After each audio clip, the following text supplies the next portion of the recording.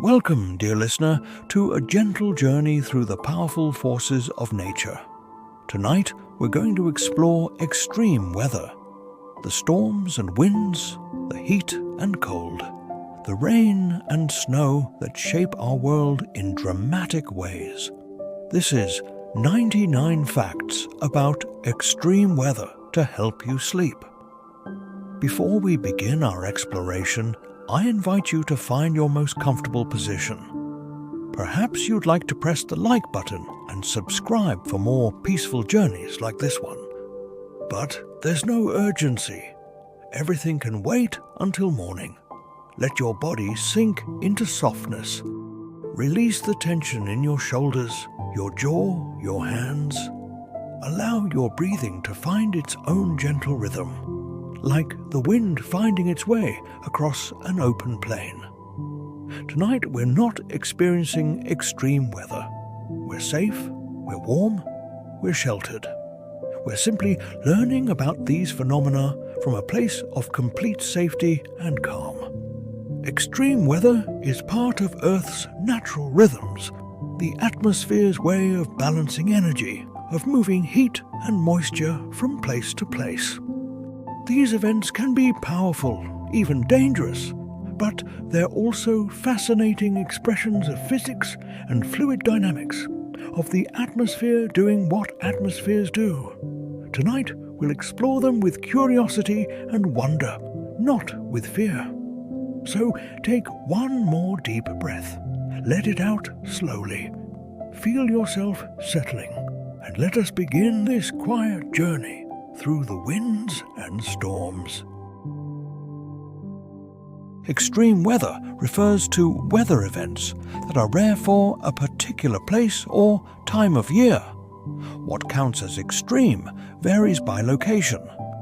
A snowstorm that would be unremarkable in Minnesota might be extreme in Georgia. A heat wave that would be typical in Arizona might be extreme in Seattle. Context matters when we talk about weather extremes. What's fascinating about the atmosphere is that it's constantly trying to reach equilibrium. The sun heats the tropics more than the poles, creating temperature differences. The atmosphere responds by moving warm air toward the poles and cool air toward the equator. This process creates winds, storms, and much of the weather we experience. Extreme weather often happens when this energy transfer becomes particularly vigorous. Consider thunderstorms, which are among the most common forms of extreme weather. Roughly 2,000 thunderstorms are occurring somewhere on Earth at any given moment. That's about 16 million thunderstorms per year globally. Most are relatively mild, but all thunderstorms involve powerful vertical air currents, electrical activity, and the potential for heavy rain, strong winds, or hail. Here's something about how thunderstorms form. They require 3 ingredients: moisture, unstable air, and something to lift the air. On a hot summer day, the sun heats the ground, which heats the air above it. This warm, moist air rises like a hot air balloon. As it rises and cools, moisture condenses into water droplets, forming a cloud. If conditions are right, this process continues, and the cloud grows into a towering cumulonimbus, a thunderstorm cloud that can reach heights of over 15 kilometers. In another part of the world, lightning is illuminating the sky. Lightning is essentially a giant electrical discharge between the ground and the sky, or between different parts of a cloud. Inside a thunderstorm cloud, ice particles and water droplets collide, creating electrical charges. When the electrical potential becomes great enough, it overcomes air's resistance, and a lightning bolt flashes, following a path of ionized air. The bolt heats the air to around 30,000 degrees Celsius, 5 times hotter than the sun's surface. What's remarkable about thunder is that it's actually the sound of lightning. The intense heat of a lightning bolt causes air to expand so rapidly it creates a shock wave that we hear as thunder. Because light travels much faster than sound, we see lightning before we hear thunder. By counting the seconds between flash and rumble and dividing by 3, you can estimate how many kilometers away the lightning struck. A peaceful calculation for something so powerful. Consider hail, those balls of ice that sometimes fall from thunderstorms. Hail forms when strong updrafts in a thunderstorm carry raindrops upward into extremely cold parts of the cloud where they freeze. If the updraft is strong enough, these ice pellets get carried up repeatedly, adding layers of ice each time, like building a pearl. Eventually, they become heavy enough to fall, despite the updraft. The largest hailstones on record have been the size of softballs, though most hail is much smaller. Here's something about tornadoes that makes them unique among weather phenomena. A tornado is a violently rotating column of air extending from a thunderstorm to the ground. The United States experiences more tornadoes than any other country, roughly 1,200 per year, primarily because of its geography. Cold air from Canada can meet warm, moist air from the Gulf of Mexico across the Great Plains, creating ideal conditions for the severe thunderstorms that spawn tornadoes. What's fascinating about tornado formation is that it requires a special kind of thunderstorm called a supercell. These storms have a rotating updraft called a mesocyclone. When conditions are just right, this rotation can tighten and extend downward, forming a tornado. Not all supercells produce tornadoes, and scientists still don't fully understand exactly what triggers a tornado to form. It remains one of meteorology's beautiful mysteries. In the language of meteorology, tornadoes are rated on the enhanced Fujita scale based on damage from EF0 to EF5. An EF0 tornado might peel shingles off roofs with winds around 110 kilometers per hour. An EF5 tornado, the most violent, can completely demolish well-built homes with winds exceeding 320 kilometers per hour. Fortunately, EF4 and EF5 tornadoes are rare, comprising less than 1% of all tornadoes. Consider hurricanes, also called typhoons or cyclones, depending on where they occur. These are massive rotating storm systems that form over warm tropical oceans. They can span hundreds of kilometers and contain enough energy to power the United States for months. At their center lies the eye, a region of relative calm with light winds and sometimes clear skies, surrounded by the eye wall where the strongest winds and heaviest rains occur. Here's something about how hurricanes form. They need ocean water warmer than about 26.5 degrees Celsius, which provides the heat and moisture that fuel the storm. Warm, moist air rises, creating low pressure at a surface. More air rushes in to fill this void. Earth's rotation causes this inflowing air to spiral due to the Coriolis effect. As the storm system organizes and strengthens, it can develop into a tropical depression, then a tropical storm, and finally a hurricane if winds exceed 119 kilometers per hour. What's remarkable about the eye of a hurricane is the stark contrast with the surrounding storm. Sailors who've experienced being in a hurricane's eye describe an eerie calm. The wind suddenly stops, the the sea surface becomes relatively smooth, and sometimes stars become visible overhead. But this calm is temporary.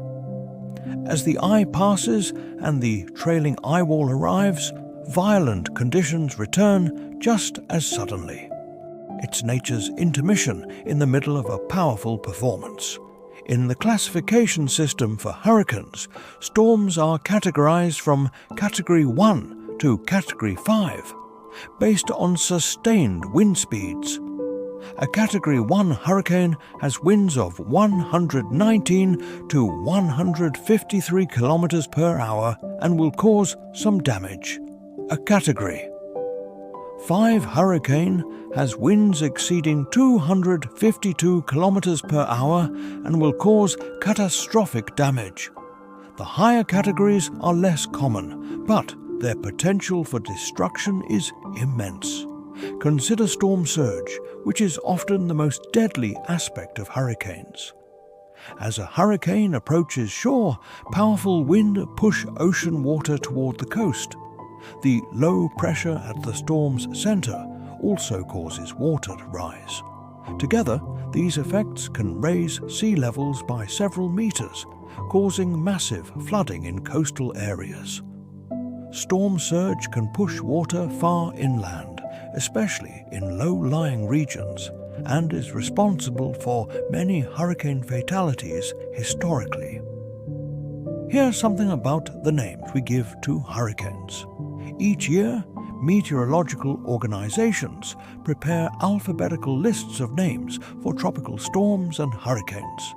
The names alternate between male and female and are reused every 6 years.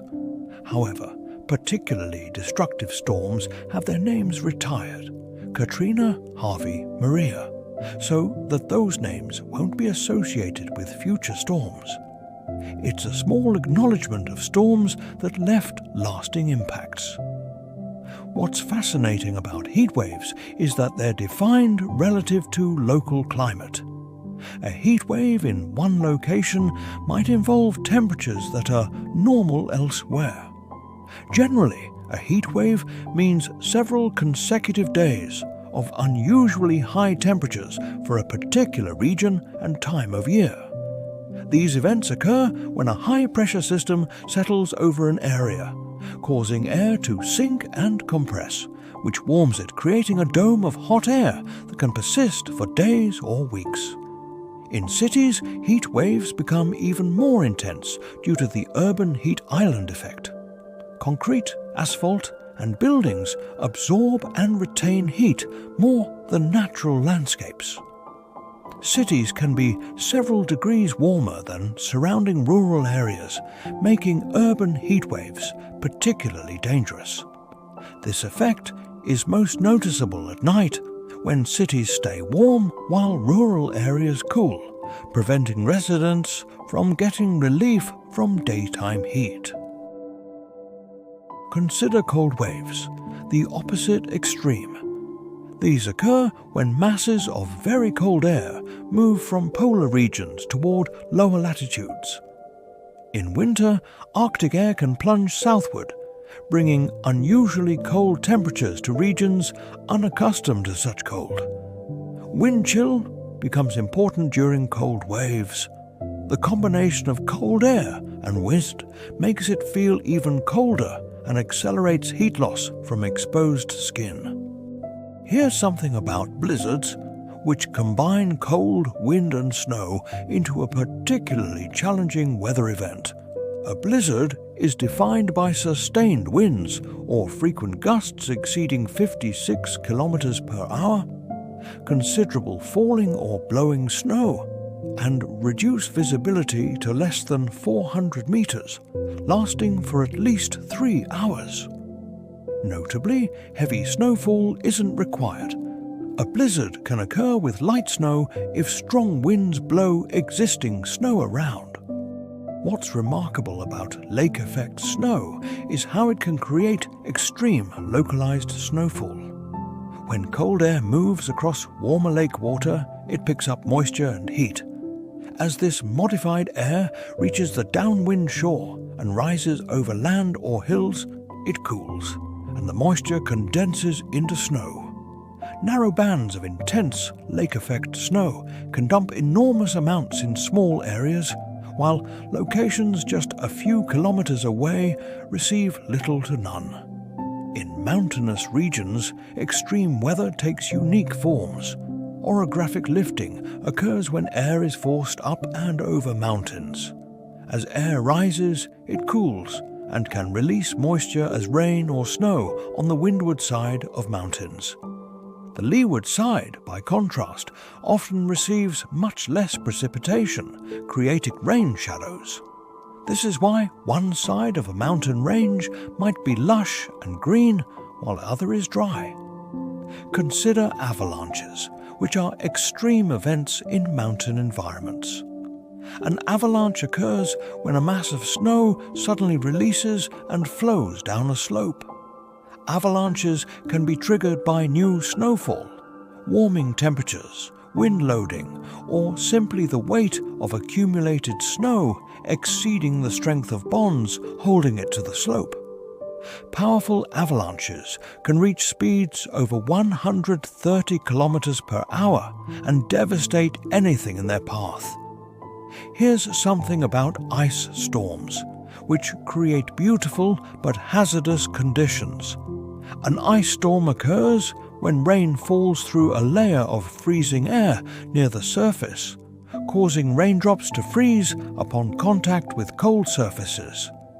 This creates a coating of ice on roads, trees, power lines, and everything else. Just a few millimeters of ice can weigh down tree branches and power lines enough to cause widespread damage, often leading to extended power outages. What's fascinating about droughts is that they're extreme weather events that unfold slowly. While hurricanes and tornadoes happen quickly, droughts develop over weeks, months, or even years. A drought occurs when a region receives significantly less precipitation than normal for an extended period. Droughts affect water supplies, agriculture, ecosystems, and can increase wildfire risk. They end just as gradually as they begin, requiring sustained rainfall to replenish depleted water sources. In the realm of precipitation extremes, flash floods represent sudden, dangerous events. Flash floods occur when heavy rainfall produces too much water for the ground and drainage systems to absorb, causing rapid water accumulation. These can happen with little warning, particularly in urban areas with lots of pavement, in mountainous terrain where water rushes down valleys, or in desert areas where hard, dry ground can't absorb sudden rainfall. Consider wind as a force of nature. While wind is part of everyday weather, extreme winds can cause significant damage. Straight-line winds from thunderstorms can exceed 160 kilometers per hour. These aren't tornadoes, but powerful downdrafts that spread out horizontally upon hitting the ground. Derechos are particularly intense systems of straight-line winds that can travel hundreds of kilometers, causing widespread damage along their path. Here's something about dust storms, which are extreme weather events in arid regions.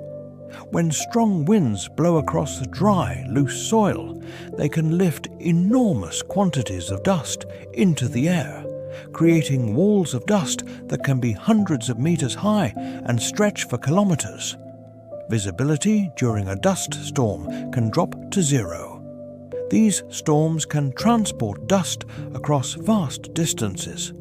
Dust from the Sahara sometimes crosses the Atlantic Ocean and reaches the Americas. What's remarkable about waterspouts is that they're essentially tornadoes over water. They form in similar ways to land tornadoes, but are generally weaker. There are two types: tornadic waterspouts, which are actual tornadoes that form over water or move from land to water, and fair weather waterspouts, which form under less severe conditions. Fair weather waterspouts are more common and generally less dangerous, though they can still pose risks to boats. In tropical regions, monsoons represent extreme seasonal weather patterns. The word monsoon refers to seasonal wind patterns that bring dramatic changes in precipitation. During summer monsoons, winds bring moist air from oceans, causing heavy rainfall. Winter monsoons bring dry air from continental interiors. The transition between these patterns can be abrupt, with regions experiencing months of little rain, followed by months of intense rainfall. Consider fire weather, conditions that make wildfires more likely and more difficult to control.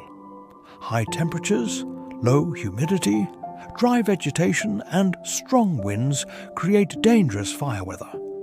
During such conditions, fires can start easily and spread rapidly.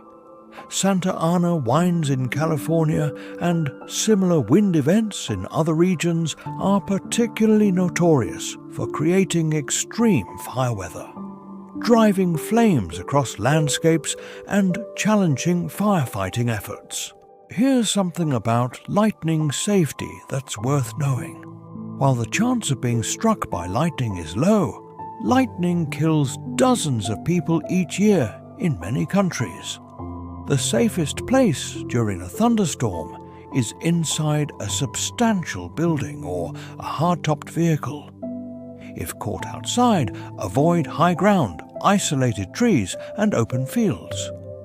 The old saying, "When thunder roars, go indoors," offers simple sound advice. Lightning can strike from over 15 kilometers away from the rain shaft of a thunderstorm. What's fascinating about ball lightning is that it remains one of weather's enduring mysteries. Reports describe glowing spherical objects that appear during thunderstorms, floating through the air, sometimes entering buildings, lasting seconds to minutes before disappearing. Despite numerous eyewitness accounts, ball lightning is rare and unpredictable, making scientific study difficult. Various theories try to explain it, but none fully accounts for all reported characteristics. In meteorology, atmospheric rivers are extreme weather phenomena that transport enormous amounts of water vapor. These long, narrow regions of concentrated moisture in the atmosphere flow through the sky like rivers, sometimes thousands of kilometers long, but only a few hundred kilometers wide. When an atmospheric river makes landfall, it can produce intense rainfall, beneficial for water supplies, but potentially causing flooding if too intense. Consider the jet stream, a river of fast-moving air high in the atmosphere that influences weather patterns below. The jet stream typically flows from west to east, meandering north and south. When the jet stream develops large, persistent meanders, it can trap weather patterns in place, leading to extended periods of unusual weather. A stationary high-pressure ridge can cause heat waves, while a stationary trough can cause cool, rainy conditions. Here's something about microbursts, which are powerful downdrafts from thunderstorms. A microburst is a localized column of sinking air that strikes the ground and spreads out in all directions. Wet microbursts occur with heavy rain, while dry microbursts occur in drier conditions and may have little precipitation reaching the ground. These events are particularly dangerous for aircraft during takeoff or landing, as they can cause sudden changes in wind speed and direction.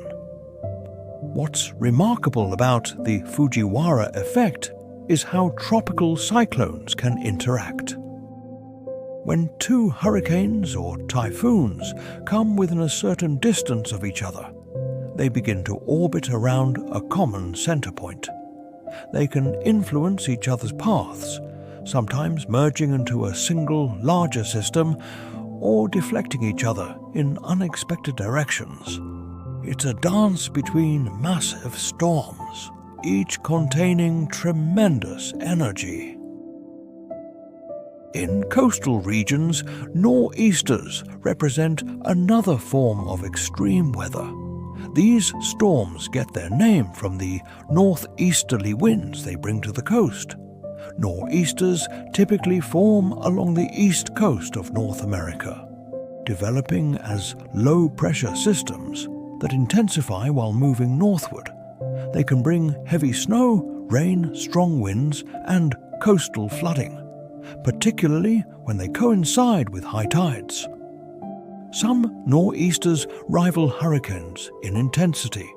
Consider temperature inversions, which can trap pollutants and create unhealthy air quality conditions.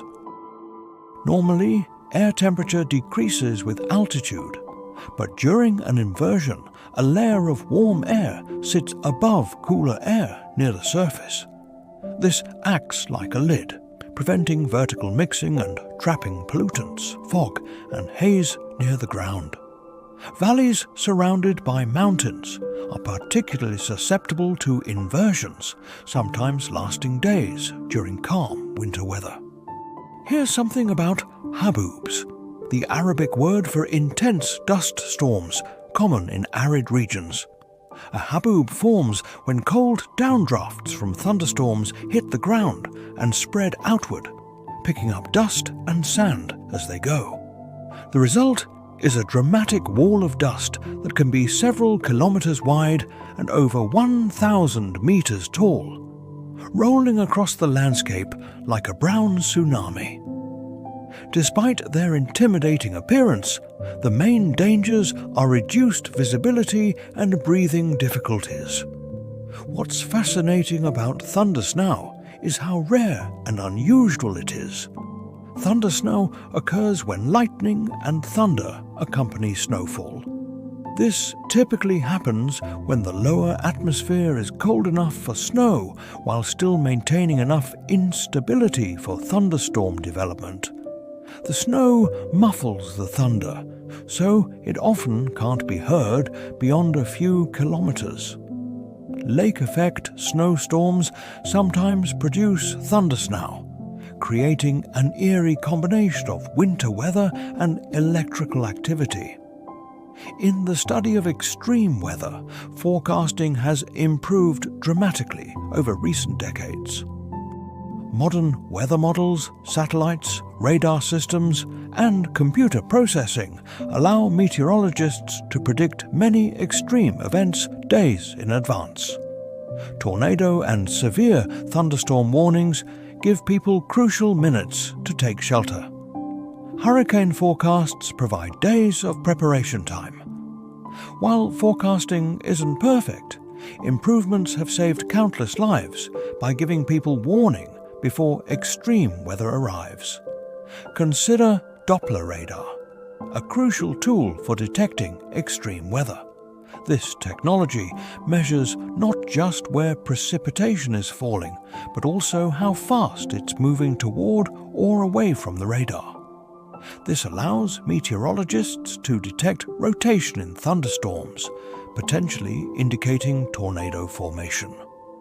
Doppler radar can also estimate rainfall rates, identify different types of precipitation, and provide data that helps forecasters issue timely warnings. Here's something about weather satellites that revolutionized meteorology. Geostationary satellites orbit at the same speed Earth rotates, allowing them to maintain a constant view of the same region. Polar orbiting satellites circle from pole to pole, providing detailed views of the entire planet as Earth rotates beneath them. Together, these satellites provide continuous global weather monitoring, essential for tracking hurricanes, monitoring storm development, and understanding atmospheric conditions. What's remarkable about extreme weather records is how they're constantly being challenged. The hottest reliably recorded temperature is 56.7 degrees Celsius in Death Valley, California. The coldest is -89.2 degrees Celsius at Vostok Station in Antarctica. The wettest place on Earth averages over 11 meters of rain annually in northeastern India. These records demonstrate the incredible range of conditions Earth's atmosphere can produce. In understanding extreme weather, climate patterns like El Niño and La Niña play important roles. Now, these are periodic variations in ocean temperatures in the tropical Pacific that affect weather globally. El Niño typically brings warmer, drier conditions to some regions and wetter conditions to others. La Niña often produces opposite effects. These patterns can increase the likelihood of certain types of extreme weather, making some regions more vulnerable to droughts, floods, or severe storms. Consider how building design and urban planning account for extreme weather. In hurricane-prone areas, building codes require reinforced construction and impact-resistant windows. In tornado country, storm shelters and safe rooms provide refuge. In regions with heavy snow, roofs are built to handle significant weight. In earthquake zones, flexible structures can sway without collapsing. Human ingenuity has found countless ways to build resilience against nature's extremes. Here's something about the psychology of extreme weather warnings. Research shows that people respond differently to different types of warnings. Tornado warnings produce quick responses because tornadoes are immediate threats. Hurricane warnings, issued days in advance, sometimes face warning fatigue as storms can change course. The most effective warnings are specific, explain the threat clearly, and tell people exactly what actions to take. Communication saves lives during extreme weather. What's fascinating about extreme weather photography and video is how it helps scientists study these phenomena.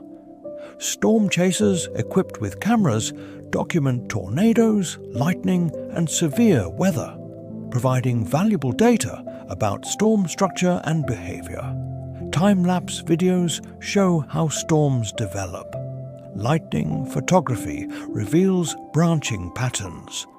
This visual documentation complements radar and satellite data, helping meteorologists understand extreme weather more completely.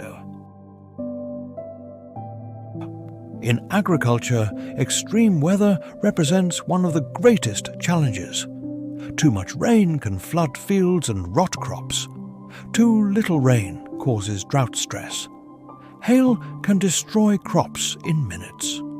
Late frosts can damage fruit trees in bloom. Farmers have developed numerous strategies to manage these risks. Irrigation systems, crop insurance, diversification, and choosing crop varieties suited to their region's typical extremes. Consider how animals respond to extreme weather. Many species have evolved remarkable abilities to detect approaching storms. Some birds can sense barometric pressure changes and take shelter before storms arrive. Cows sometimes lie down before rain, possibly to keep a patch of ground dry.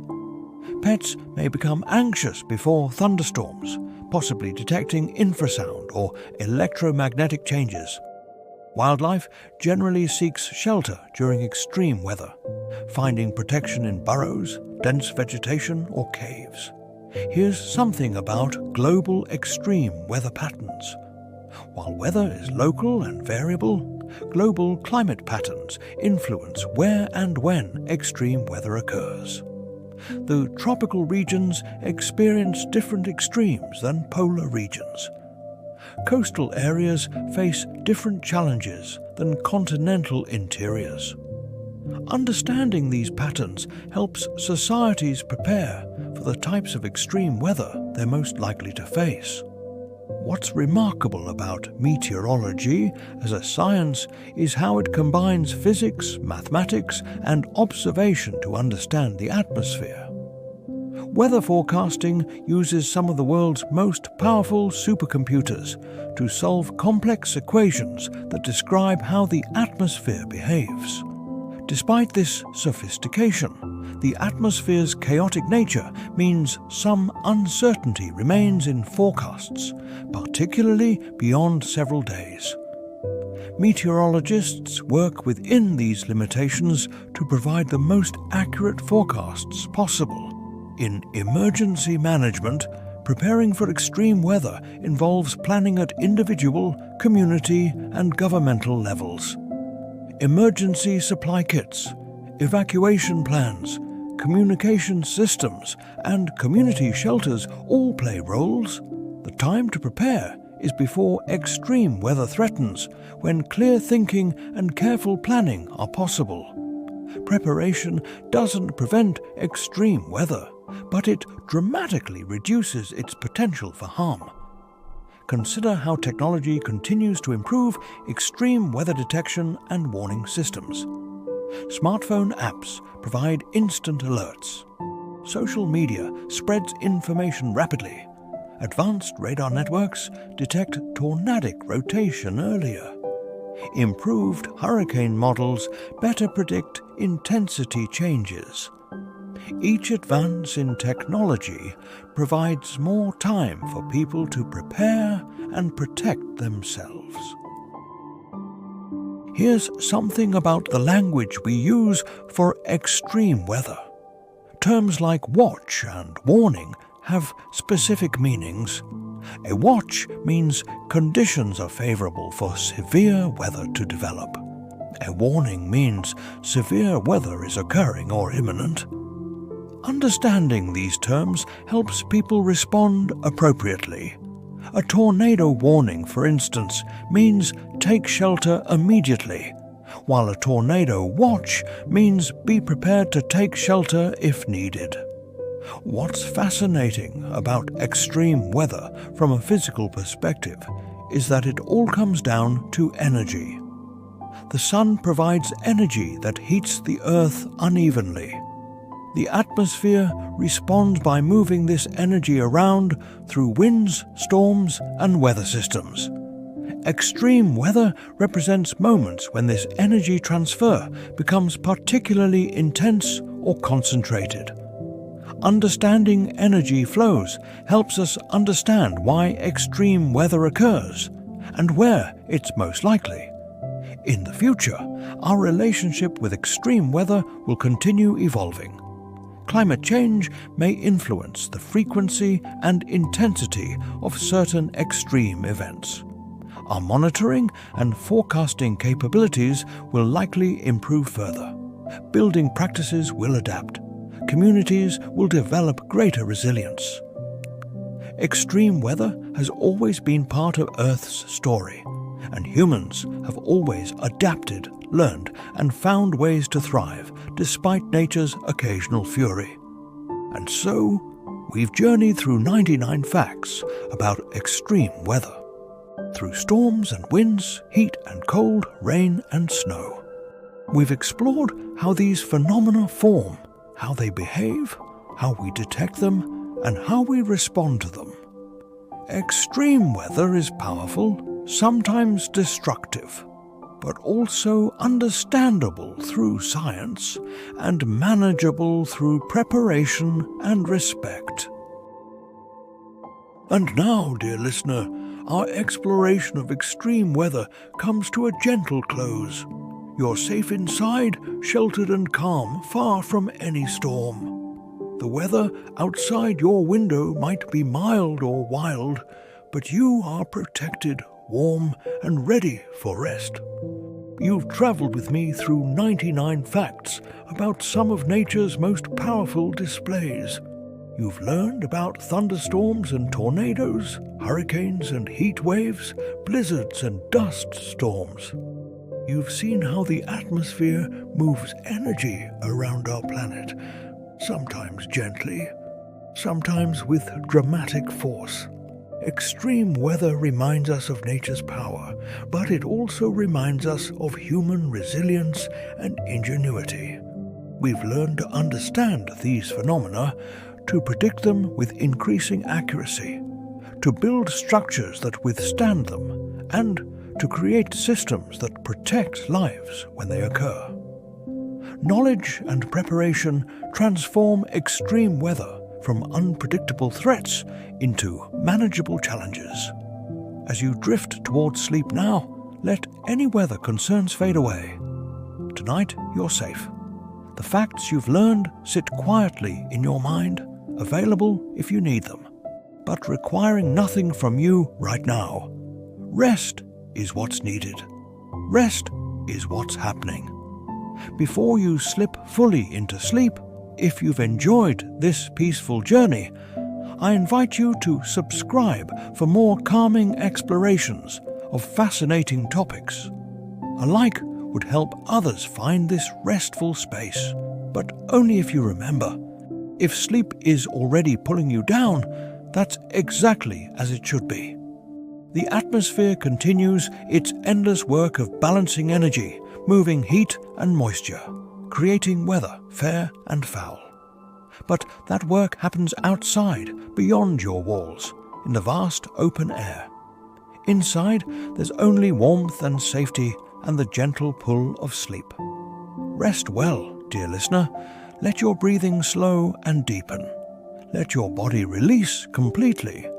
Let your mind drift like clouds in a peaceful sky, moving slowly, changing shape, becoming softer and less distinct. Tomorrow you might look at the weather differently, noticing how the wind moves, how clouds form, how nature's systems work in harmony even when they seem chaotic. But that's for tomorrow. Tonight is only for rest. Sleep comes now, inevitable and welcome. Your body knows how to sleep. Your mind knows how to let go. The weather outside continues its patterns, but you are inside, safe, warm, drifting down into peaceful darkness. Good night, dear listener. May your sleep be deep and undisturbed. May you wake refreshed, renewed, and ready for whatever weather tomorrow brings. The storms, if any, will pass. They always do. And you will be fine. Sweet dreams.